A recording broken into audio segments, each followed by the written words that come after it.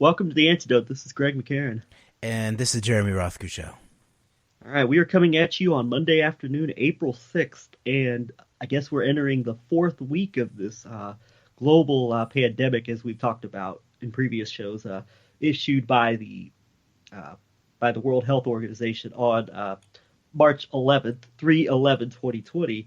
And one of the things for me the last few weeks has just been trying to come to grips, trying to understand this from a possible motive, and also even from a possible, and also for trying to make sense of it ourselves, much less trying to make sense of it for people and loved ones around us. But one of the important things to do with something like this is to try and figure out answers of where this possibly originated from, and certainly who could stand to profit from something like this. And I think certainly on the second part of this, on this on the second part of that, who can stand to gain and benefit from such a massive event like this, but also even the first part, possible questions of where this may have originated from and some of the driving forces behind it. I think as we're going to talk about here in this show, I think they're starting to move more in the direction, I think, of finding some answers. And I'm going to tell you, the answers definitely are not coming from what we know as the alternative media, whether you're listening to Alex Jones say he's about to expose QAnon, or whether it's QAnon saying that this whole thing is just a front for mass arrests coming, or whether we got people running around hospitals trying to prove there's no pandemic going on. Meanwhile, there have been some voices within this alternative media, and I would say once again, much like with the previous Epstein investigation and serious journalistic information coming on Epstein, once again, Whitney Webb, I think, is setting herself up to be one of the primary, if not the primary voice right now, as far as really getting a serious investigation into COVID-19 and possible origins of this, as well as certainly the reactions and responses to it.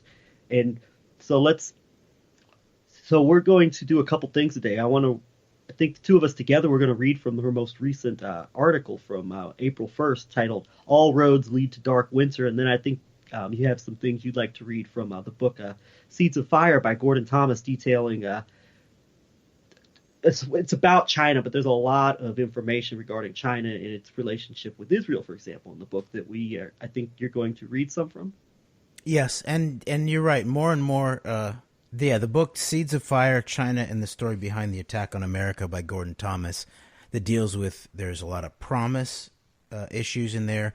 We've read good little chunks from it, especially from the front end of it, and then we've read little chunks from the back end. And so I want to fill out a little bit more from the back end about the question of bioweapons, Israel, China, what the U.S. knew when it knew it. That kind of stuff is in there and interesting. So we'll get to that. But I think you're right. Immediately most relevant now is, it's sort of obvious now that we're sort of heading into the question of a structural analysis that really is very likely a follow-up to our From 9/11 to 11/9 series, that is basically from 9/11 through 11/9 to the newest 3/11. And you identified it properly in that the 3/11, and as we've said this before, is not necessarily like when the event happened in this case. The event being the introduction from whatever source of some sort of contagion of some sort, or some kind of disease of some sort, if we were going to approach it in an ecumenical fashion, or a series of a manifest of sick phenomena in the human species from some kind of uprising episode. But the 3/11 represents the human, and more importantly, the structural institutional response. Alleged it's a response or a reaction in many ways, rather than the potential part of the plan. And so I think that we want to also then begin to unpack not only the lineage of this operation that's obviously going on, but also the structure of it. because more and more I begin to see, okay, yeah, there's ways in which, September 11th itself, obviously, anyone who's paid any attention to September 11th knows that there was all these drills, many of them mimetic of what exactly happened, right? Such as live fly hijack drills being run by highest elements of Joint Chiefs of Staff. There was global nuclear war game drills being run by NORAD, Stratcom, Global Guardian, global nuclear war games going on in the same time. A nuclear bomb squad, the nuclear bomb squad inside of the Department of Energy. Of course, that location, both institutionally and geographically in terms of Los Alamos, let's say, will come into play here later on. But even thinking back to Epstein research, former Governor Bill Richardson, Genie Energy, Bill Richardson, but New Mexico Governor Bill Richardson where very close to the Zorro Ranch of Epstein, Epstein's doing was located, but also all these nuclear weapons labs, right, in New Mexico, right? So that's there in the background. You have Operation Jackal Cave running on September 11th.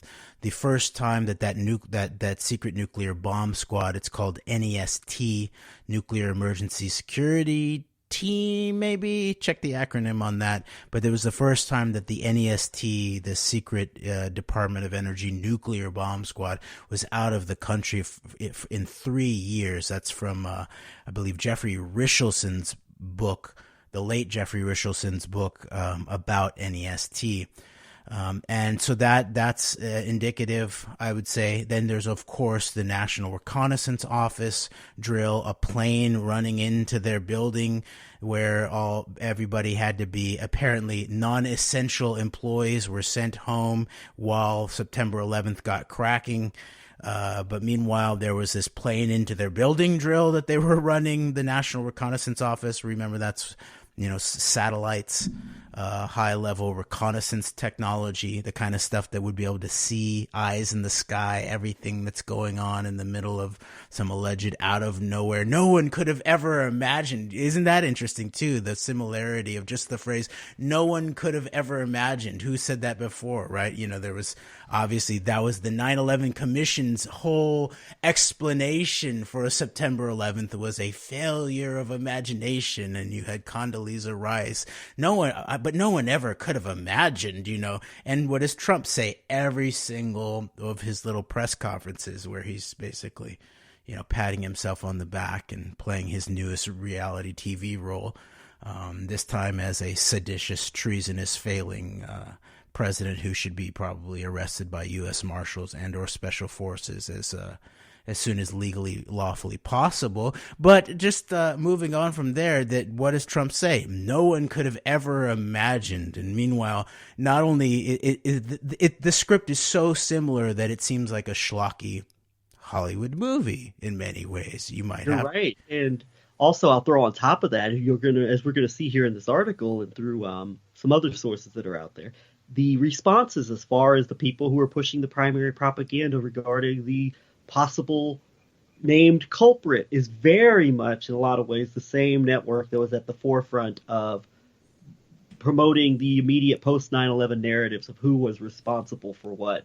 And you see a lot of overlap with this particularly hardline, anti-terrorist, and now it seems, at least on the surface, anti-China hawks that are leading this charge in terms of spreading the blame game as well. And we've seen from history repeating itself. We know what their blame game resulted in after September 11th, and heaven only knows what the blame game will result with here with that 3/11.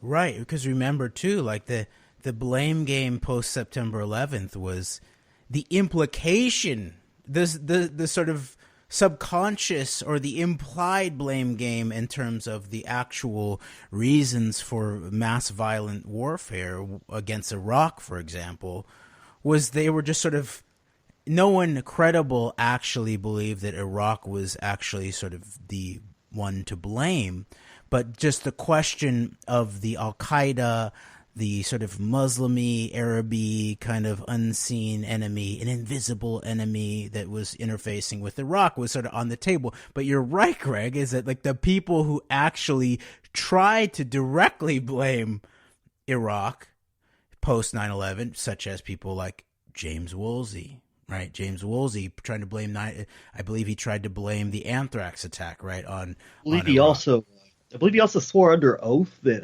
Saddam Hussein and Iraq were actually involved in the September 11th attack. In addition to that, so And a lot of the so-called intelligence that was brought into play there, this question of Mohammed Atta allegedly meeting with Iraqi intelligence services folks, let's say folks, as Obama might say, I believe in Prague or somewhere in the Czech Republic, I believe, was apparently looked like it was bundled through once again through the Dick Cheney's office, and that intersection, the intersectionality of the deep state, the intersection of Dick Cheney's, sort of parallel special, JSOC special command, sort of black, the black budget special forces, along with the OSP, the OSI, the Office of Special Plans, and Douglas Feith, and this whole sort of the terrorist cell, the informational terrorist cell,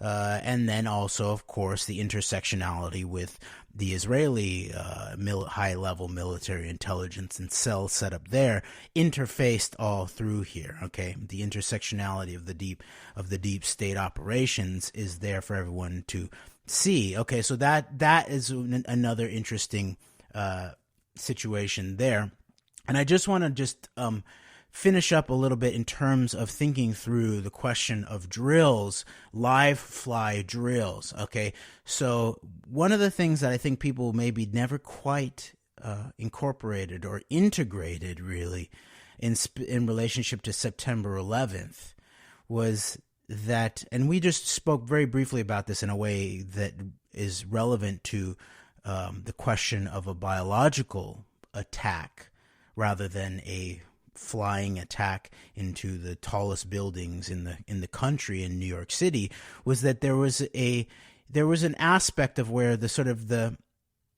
was a Hollywoodization of that, every airplane could potentially become a vector for a weapon for the invisible enemy of Al Qaeda seeking to attack us because they hate our freedoms, but then really what sealed the deal in terms of September 11th was not actually what took place on September 11th, but was the implication of the anthrax attacks and the anthrax scares. And of course, that's where the nexus is in terms of from 9/11 through 11/9 to 3/11 to the current 3/11 is with the American Vice President Mike Pence being at the forefront of the reaction to anthrax by playing the blame game with the anthrax in a very, very heavy-handed manner. So another continuity there, perhaps. The very good point there. I'd forgotten that aspect. Yes, and so here are all the players. The head of the coronavirus task force, right, was like a key guy in place at that time in terms of the question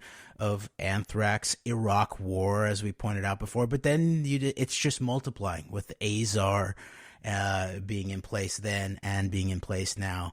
And so I think just in sort of completing this thought of the drill gone live, I think some people have not quite integrated that whoever is doing this there's not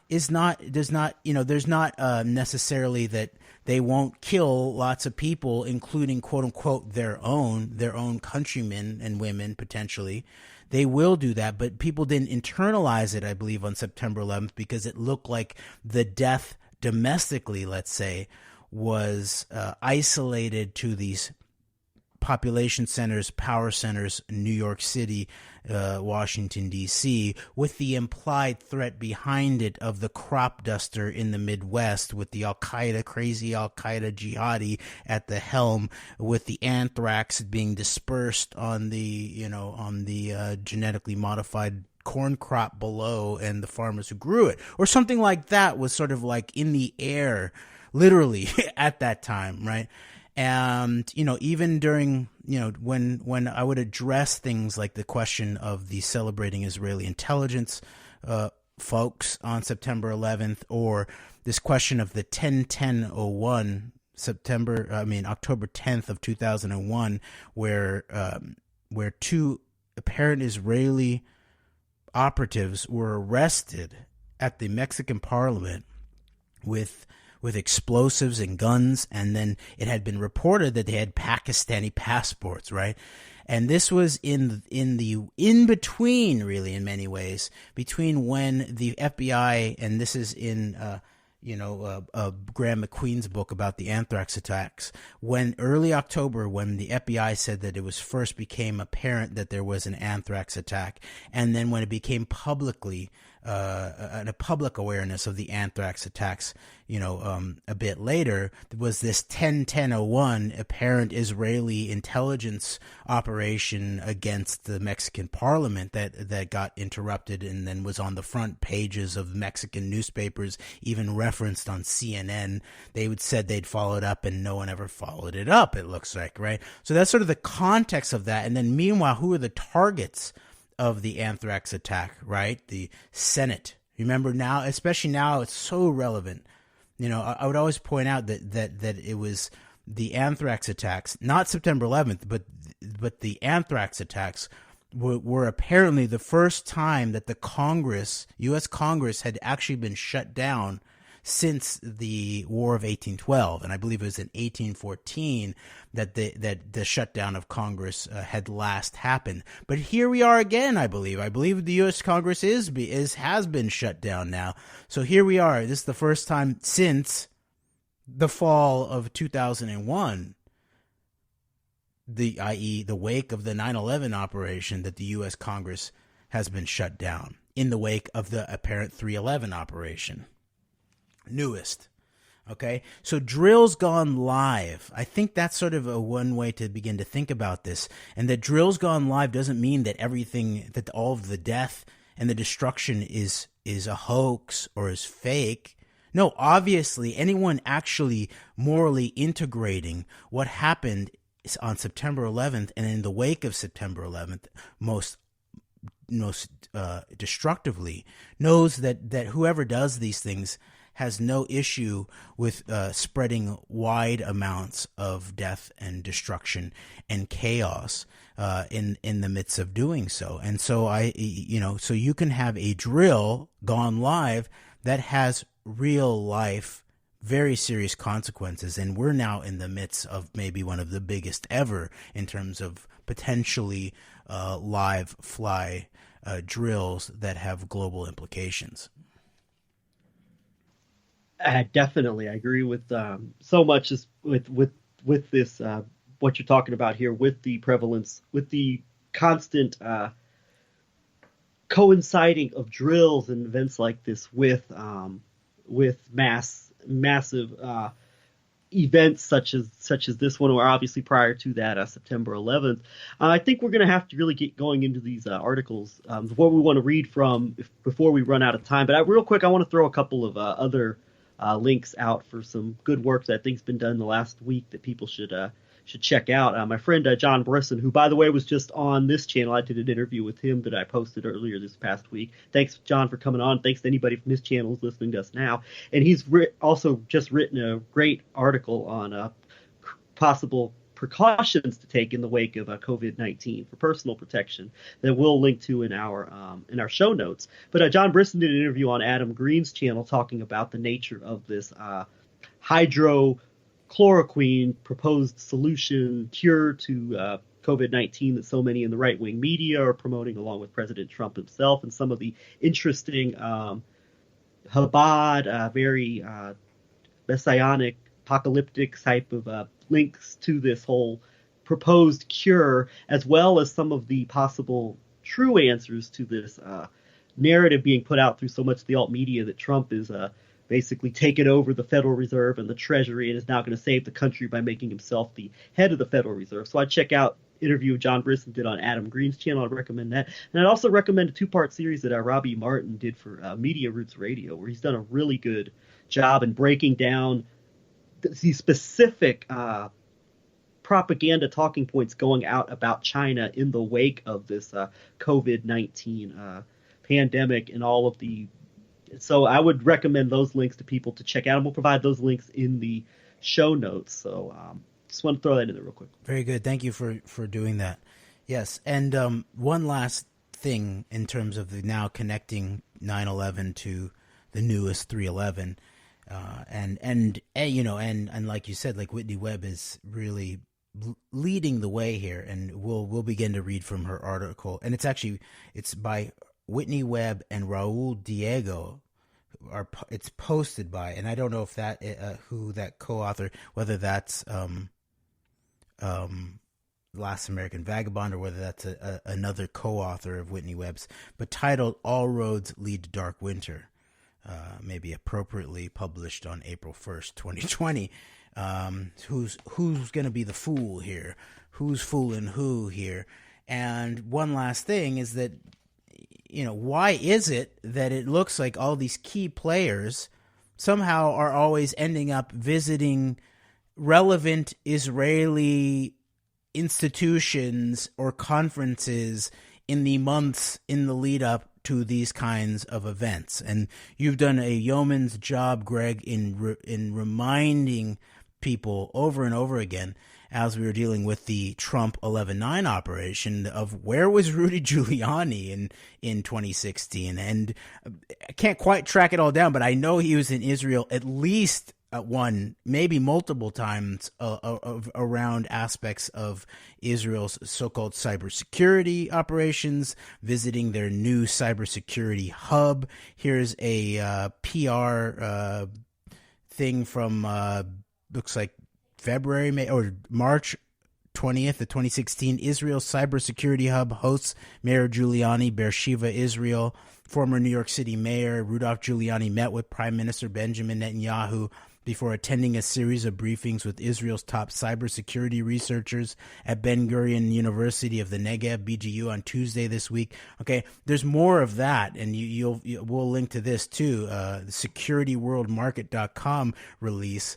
And that it's interesting because as we've analyzed, a key piece of the 11/9 operation was an information warfare operation, right? So cybersecurity, i.e. Then going back to 9/11, we've talked about a lot, especially in relationship from 9/11 to 11/9 series of Bernard Kerik, who was the head of New York Police Department and sort of Rudy Giuliani's right-hand man in September 11th. The guy actually being passed off the questions about the quote-unquote Middle Easterners arrested by American security forces, maybe police, with white vans with apparent explosives in them on September 11th. That basically no one in the mainstream has ever been willing to even acknowledge, let alone delve deep into. But where was Bernard Kerik in the weeks running up to September 11th? He was in Israel, right? And refer back to our from 9/11 to 11/9 to get some of the more of the interesting information there, because there is a connection to the Israeli military intelligence program, the Talpiot program, there, and payoffs that are at the intersectionality of deep state criminality in terms of the real estate folks, quote unquote, surrounding Donald Trump. Right, and then the Talpiot program, high-level billionaire businessmen from Israel, i.e. Eitan Wertheimer. So that is there. And then now, for this current analysis, we're now dealing with this question of Dr. Robert Kadlec, right? And we'll get into the Whitney Webb story. While everybody loves to obsess over Anthony Fauci and whether or not Anthony Fauci is a deep state mole for the Clintons or whatever, for Bill Gates. Meanwhile, nobody's talking about this particular person. And I would say, once again, it's a full spectrum affair in terms of the high level treason against the United States and America in terms of these quote unquote different factions. But what I'm referencing is that the guy who Dark Winter, of course, is the war game, the last germ game, as Bill Gates has called them in his latest mainstream media interview. about how things won't, quote unquote, go back to normal even close until we're talking about 7 billion vaccinations worldwide. Okay, that is Bill Gates, all right? And who knows who made him the global the global representative of humanity, but I didn't. He was And one of his friends who was highly involved with Microsoft and all of the Epstein and a lot of the Israel drama over the last few years in terms of cybersecurity. Who knows? well, there you go. Viruses. It's in his domain of viruses and exporting, security to bad actors at best. It's in his domain, whether it's Microsoft itself as Microsoft Windows. When we were in DC, we interviewed a guy who basically said, why would you do it? Microsoft Windows, why would you do it? Meanwhile, it's sort of the go-to of the large majority of computer machines worldwide. Or if it's this Epstein Microsoft connection, or if it's this Microsoft Israeli intelligence Adalom Jedi Pentagon cloud connection, any and all of that. Or if it's this question directly of Bill Gates' work in infectious diseases and his allegation that his work in vaccines would help solve global warming by helping reduce the human population part of the human population factor of the issue. Okay, of which I have, of course, major issues that I will show in my video about my encounter with Ted Turner. Okay, but one last thing I wanted to say before turning to this article about this Bill Gates interview, and we'll link to that too, is that his interviewer specifically said, and I've heard we haven't drilled on this, and he referred to germ games. That's what Bill Gates was talking about, germ games rather than war games. That we haven't drilled on this since 2001, and then they talked about Dark Winter.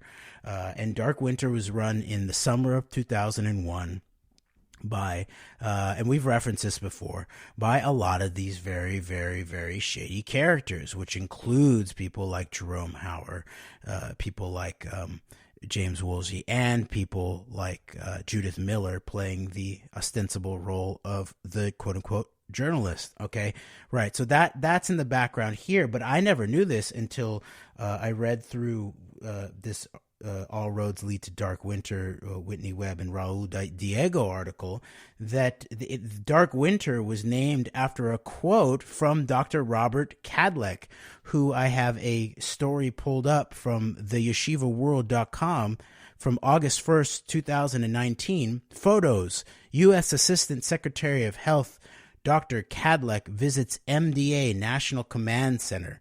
Quote, United States Assistant Secretary for Preparedness and Response, ASPR, Dr. Robert Cadleck, is visiting Israel, and he visited Magen David Adom's Kiryat Ono National Command Center, a guest of senior MDA commanders, including MDA Chief of Operations Eli Bin. Dr. Cadleck is the Secretary's principal advisor on matters related to public health emergencies, including bioterrorism. All right.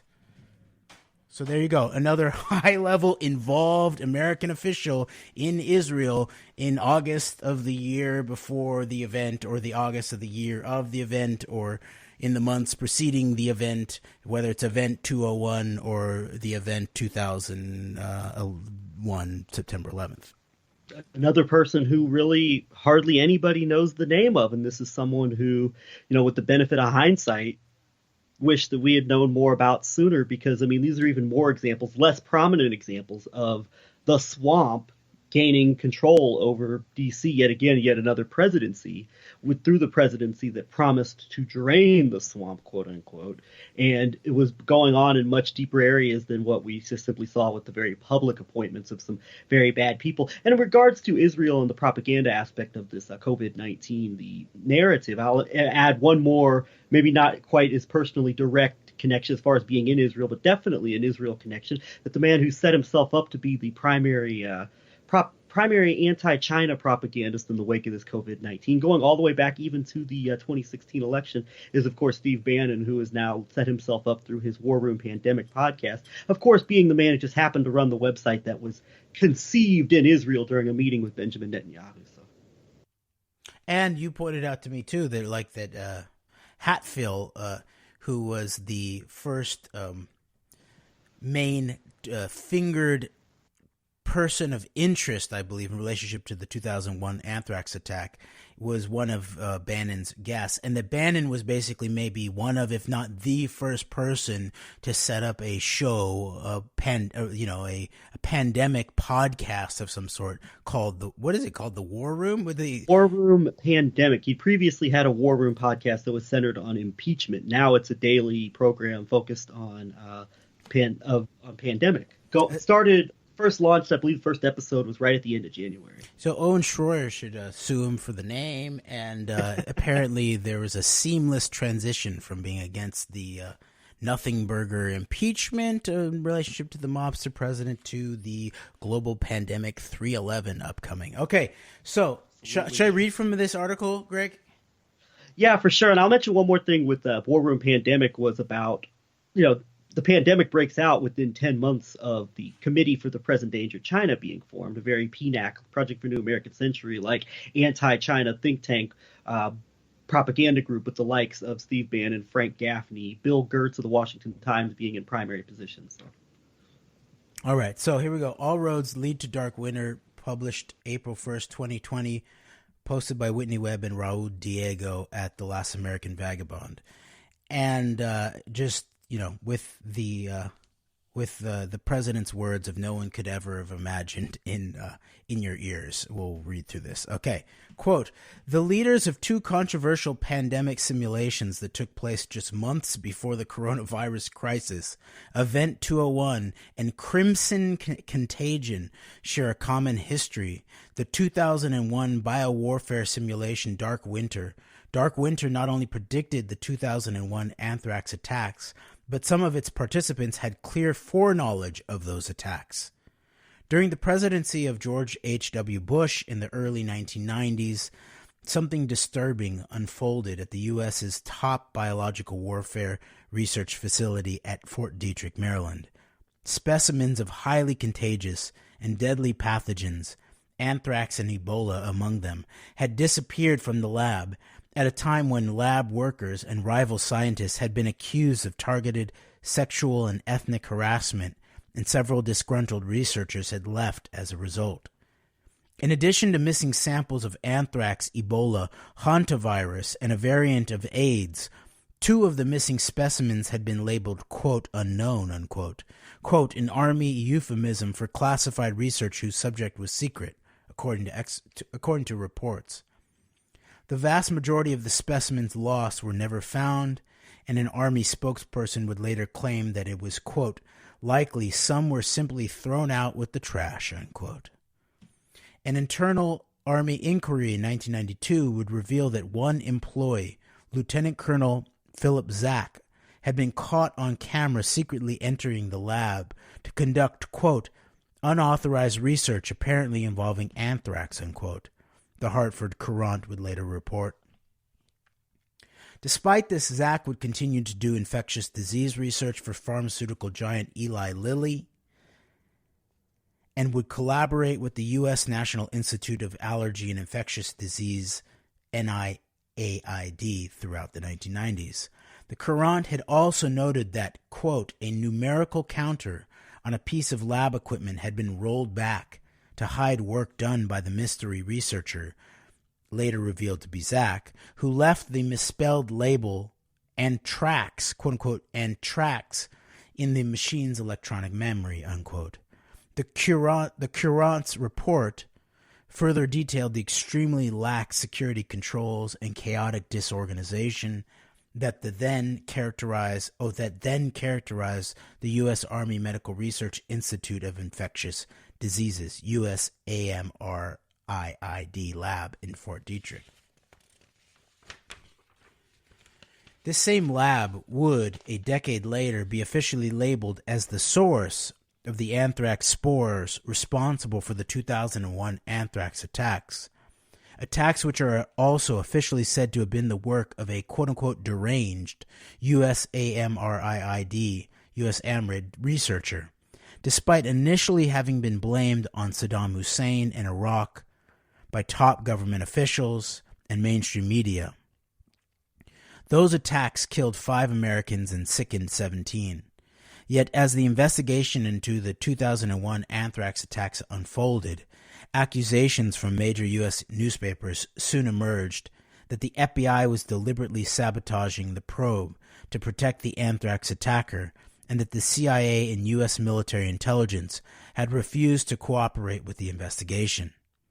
The FBI did not officially close their investigation into the 2001 anthrax attack nicknamed Amerithrax until 2010, and aspects of that investigation still remain classified.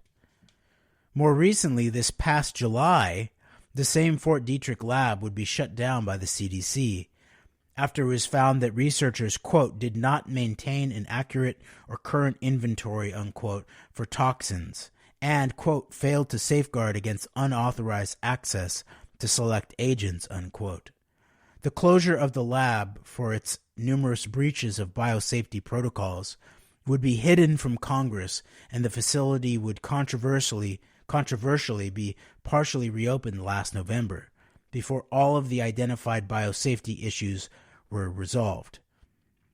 An aside there, I hadn't heard about the last November reopening. I wonder where, in terms of the calendar, it was in terms of when Donald Trump made his very unexpected and unannounced and still really unexplained visit to Walter Reed Hospital, basically in the days surrounding when the first recognized potential, contractor of COVID-19 actually came up. And I would just point out, it doesn't make any sense of the Donald Trump who's been alleged in court documents by Katie Johnson, where even in terms of, hand job sex acts, there would be gloves required, that he'd still be out and about shaking hands and just sort of hanging out with reporters and anybody in the midst of a global pandemic without having had some kind of medical or biological security having been assured to him. Okay?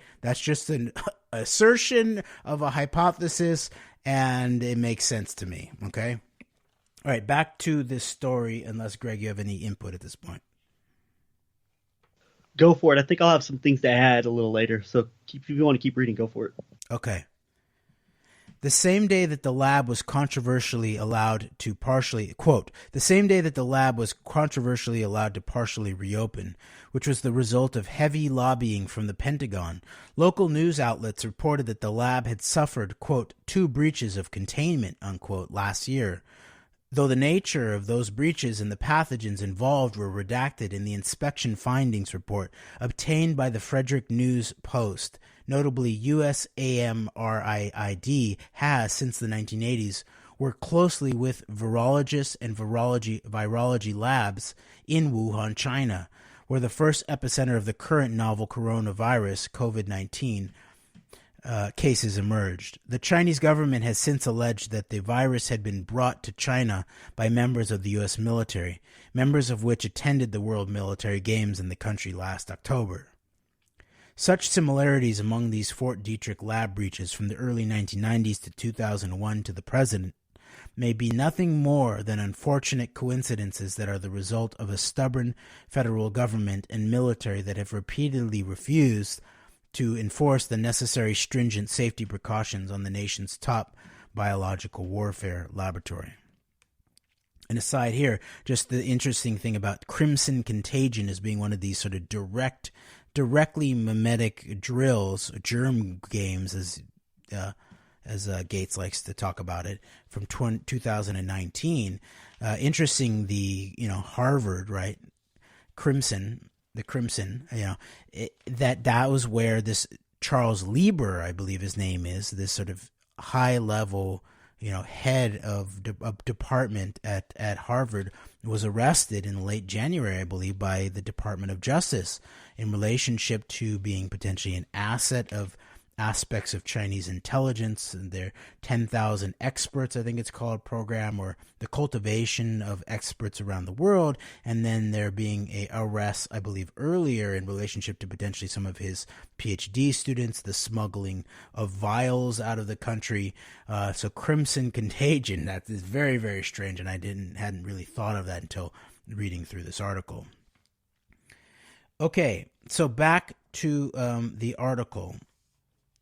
All roads lead to dark winter. Quote, yet upon examining not only these biosafety incidents at Fort Detrick, but the 2001 anthrax attacks and the current COVID-19 outbreak, another odd commonality stands out. High-level war games exercise took place in June 2001 that eerily predicted not only the anthrax attacks, but also the initial government narrative of those attacks and much, much more. That June 2001 exercise, known as Dark Winter, also predicted many aspects of government pandemic response that would later reemerge in last October's simulation Event 201, which predicted a global pandemic caused by a novel coronavirus just months before the COVID-19 outbreak. In addition, the U.S. government would lead its own multi-part series of pandemic simulations called, quote, Crimson Contagion, unquote, that would also predict aspects of the COVID-19 outbreak and government response. Upon further investigation, key leaders of both Event 201 and Crimson Contagion not only have deep and long-standing ties to U.S. intelligence and the U.S. Department of Defense, they were all previously involved in that same June 2001 exercise, Dark Winter. Some of these same individuals would also play a role in the FBI's quote-unquote sabotaged investigation into the subsequent anthrax attacks, and are now handling major aspects of the U.S. government's response to the COVID-19 crisis. One of those individuals, Robert Kadlec, was recently put in charge of the U.S. Department of Health and Human Services, HHS, entire COVID-19 response efforts, despite the fact that he was recently and directly responsible for actions that needlessly infected Americans with COVID-19. Other major players in Dark Winter are now key drivers behind the quote-unquote biodefense mass surveillance programs currently being promoted as a technological solution to COVID-19 spread, despite evidence that such programs actually worsen pandemic outbreaks. Others still have close connections to the insider trading that recently occurred among a select group of U.S. senators regarding the economic impact of COVID-19 and are set to personally profit from lucrative contracts to develop not just one, but the majority of experimental COVID-19 treatments and vaccines currently under development by U.S. companies. This investigative series, entitled, quote, Engineering Contagion, Amerithrax, Coronavirus, and the Rise of the Biotech Industrial Complex, unquote, will examine these disturbing parallels between the 2001 anthrax attacks and the current scandals and quote-unquote solutions of the COVID-19 crisis, as well as the simulations that eerily preceded both events. By tracing key actors in Dark Winter from 2001 to the present, it is also possible to trace the corruption that has lurked behind U.S. quote-unquote biodefense and pandemic preparedness efforts for decades, and which now is rearing its ugly head as pandemic panic distracts the American and global public from the fundamentally untrustworthy and frankly dangerous individuals who are in control of the U.S. government's and corporate America's response. Given their involvement in Dark Winter, and more recently Event 201 and Crimson Contagion, this series seeks to explore the possibility that, just like the 2001 anthrax attacks, government insiders had foreknowledge of the COVID-19 crisis on a scale that thus far has gone unreported, and that those same insiders are now manipulating the government's response and public panic in order to reap record profits and gain unprecedented power for themselves and control over people's lives. And so the next section is called A Dark Winter Descends. And I don't know if we should get into it or whether you want to just stop there and make some comments. I wanted to make a quick comment. I'm not sure how much time we have left to get through this whole article here and the time we have allotted, but I wanted to make a quick comment just related to Alex Siri Azar, just got activated. Sorry, on my phone. Sorry about that. Alex Azar, and Robert Cadlick. All these people who are Greg, can you all speak up a little bit? Yes, I can. I'm sorry. Yeah. All these people who are just all about fire, hashtag fire Fauci, this and that. Maybe they should. We should start. Maybe they should start looking into these Bush administration veterans like Azar and Cadlick that nobody's talking about. If you want to look for people who might need to be seriously consideration for being fired and removed from the any type of administration response to anything like this. True. Okay, we have about 15 minutes left here. Should I try to read through another chapter here? Yeah, I think so. It's some pretty important stuff here. Okay. Back to All Roads Lead to Dark Winter by Whitney Webb and Raul Diego. A dark winter descends. In late June 2001, the U.S. military was preparing for a quote-unquote dark winter.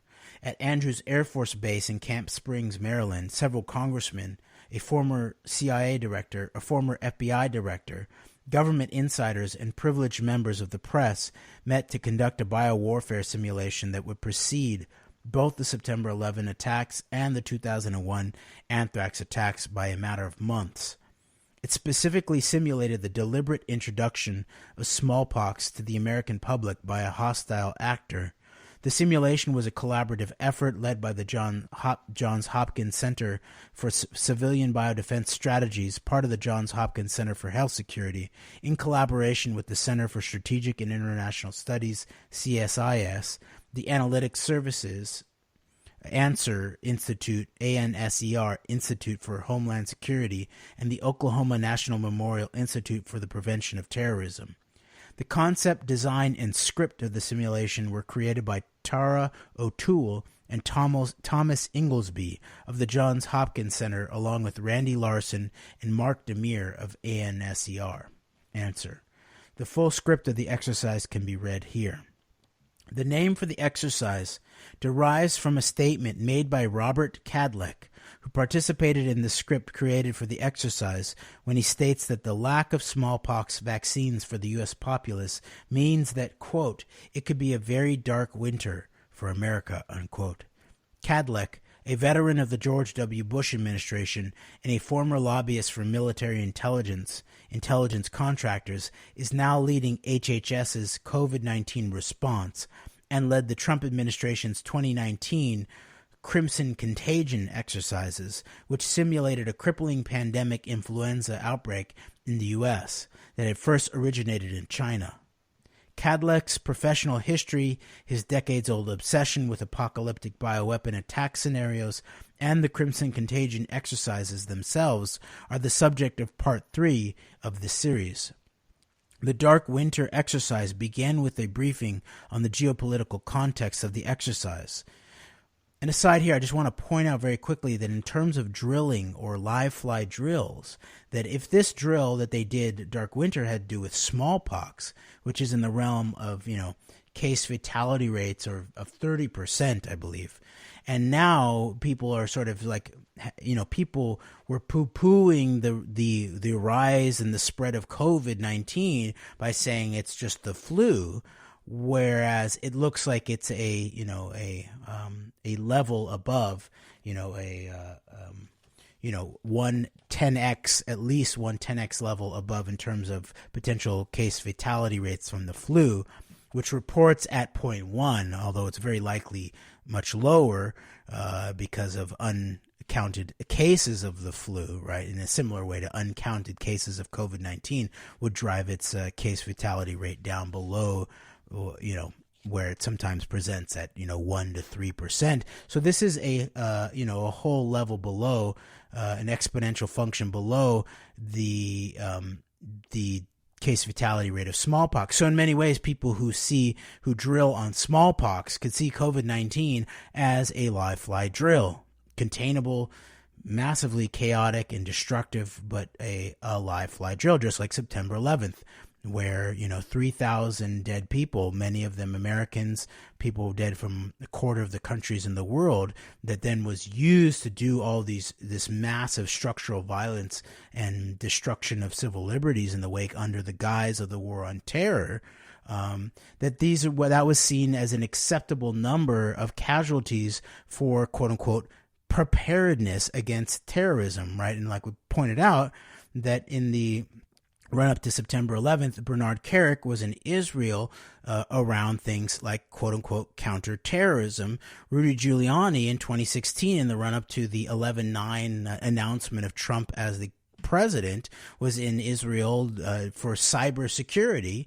And now this guy, Dr. Robert Kadlec, in charge for the HHS's COVID-19 response, and the guy who the dark winter smallpox drill in the lead up to the actual anthrax attack on the country in the wake of September 11th was in Israel in relationship to Israel's bioterrorism functions. Okay, so a pattern, I believe, emerges in relationship to the interface, the intersectionality of incident response, U.S. and Israel. And then the question of drilling and live fly. Okay. All right. I'm going to read a little bit more here of All Roads Lead to Dark Winter. The Kadlec's professional history, his decades-old obsession with apocalyptic bioweapon attack scenarios, and the Crimson Contagion exercises themselves are the subject of Part 3 of this series. The Dark Winter exercise began with a briefing on the geopolitical context of the exercise, which included intelligence suggesting that China had intentionally introduced foot-and-mouth disease in Taiwan for economic and political advantage, that Al-Qaeda was seeking to purchase biological pathogens once weaponized by the Soviet Union, and that Saddam Hussein of Iraq had recruited former biowarfare specialists from the Soviet Union and was importing materials to create biological weapons. It further notes that a majority of Americans had opposed a planned deployment of U.S. soldiers to the Middle East, which was also opposed by Iraq, China, and Russia. The script also asserts that the soldiers were being deployed to counter and potentially engage the Iraqi military. Later, as the exercise unfolds, many of those Americans once skeptical about this troop deployment soon begin calling for quote-unquote revenge. Very interesting how they just seamlessly transition from China to Al-Qaeda as all part of this grand conspiracy together. It reminds me of the One American News reporter in questioning Trump about the media, quote, siding with China in the wake of all this. You have the One American News reporter mentioning China in relation in the same breath as drug cartels and Islamic terrorists. So.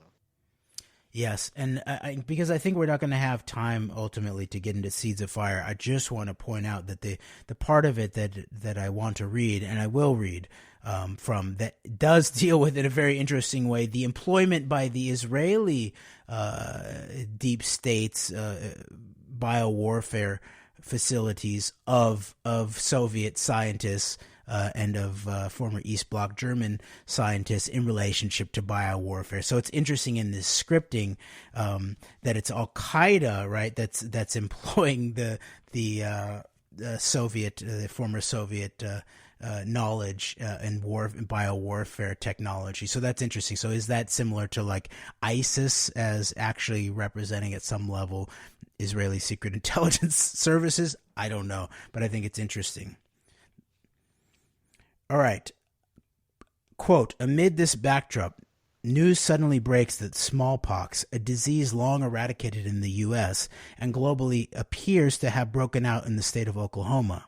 The participants in Dark Winter, representing the National Security Council, quickly deduced that smallpox has been deliberately introduced and that this is the result of a, quote, bioterrorist attack on the United States, unquote. The assumption is made that the attack is, quote, related to decisions we may make to deploy troops to the Mideast, unquote. Not unlike what is unfolding currently with the COVID-19 crisis, in Dark Winter there is no means of rapid diagnosis for smallpox, no treatments available, and no surge capacity in the healthcare system. The outbreak quickly spreads to numerous other U.S. states and throughout the world. Hospitals in the U.S. soon face, quote, desperate situations, unquote, as, quote, tens of thousands of ill or anxious persons seek care, unquote. This is compounded by, quote, grossly inadequate supplies, unquote, and, quote, insufficient isolation rooms, unquote, among other complications. In other words, the perfect recipe for chaos, like we're seeing right now in some of these major cities like New York, apparently. Since this exercise occurred in June 2001, the heavy hinting that Saddam Hussein led Iraq and al-Qaeda are the main suspects is notable. Indeed, at one point in one of the fictional news reports used in the exercise, the reporter states that Iraq, quote, Iraq might have provided the technology behind the attacks to terrorist groups based in Afghanistan, unquote. Such claims that Iraq's government was linked to al-Qaeda in Afghanistan would reemerge months later in the aftermath of the September 11 attacks, and would be heavily promoted by several Dark Winter participants, such as former CIA Director James Woolsey, who would later swear under oath that Saddam Hussein was involved in 9/11. It would, of course, later emerge that Iraq's connections to al-Qaeda and the 9/11 attacks were non-existent, as well as the fact that Iraq did not possess biological weapons or other, quote, weapons of mass destruction. I would just point out, maybe not at that point anymore, other than having already used chemical weapons, that some of the apparent agents were supplied by the U.S. government in relationship to the Iraqi-Iranian war of destabilization and tension. All right, Greg, last 2 minutes here. Should I keep reading, or do you want to make some final points? I guess for now we will forego continuing to read from this because there's some other. We may finish this in a future episode. I'd like to come back to this article, but as far as the rest of the article goes, this article does a really excellent breakdown of some of the post September 11th talking points on anthrax and how anthrax was used as such a central part of the post September 11th narrative by many of the major players in terms of the propaganda war, such as members of the Kagan family, as well as Richard Pearl and others. And then later on, a very interesting person is mentioned in this article by the name of Danny Shoham, a former Israeli intelligence officer, who came out late in January, on January 25th, with the allegation that this was a Chinese bioweapon. And within days of this, the Washington Times reported on this, which is where Bill Gertz is very, very much at the center of the propaganda war surrounding blaming China for this, is a top reporter at. And then also within days before Senator Tom Cotton, who is definitely one of the top Israeli terror hawk members of the Senate, came out and said that this was a bioterrorism attack. So you have kind of there's another Israeli example. There's a continuity between this former Israeli intelligence officer, who was also making similar claims about Iraq and the need to go after Saddam Hussein before he gets nuclear weapons, is out there and makes this claim about this being a Chinese bioweapon just before some of the major players at the Washington Times, as well as Senator Tom Cotton, make the same claim. All right, yes, and thank you for bringing that up, and I believe that will then lead us into following up with this in relationship to this question of who was the sort of the first to point the finger. Interesting, an Israeli bioweapons intelligence officer of some sort that then got strong and full support within a certain sector of the U.S. government. So it seems very similar in certain ways if you think of Ehud Barak on BBC on September 11th. All right, but until then, until we meet again next week, Antidote, we out. All right, thank you, Jeremy. Thank you, Greg.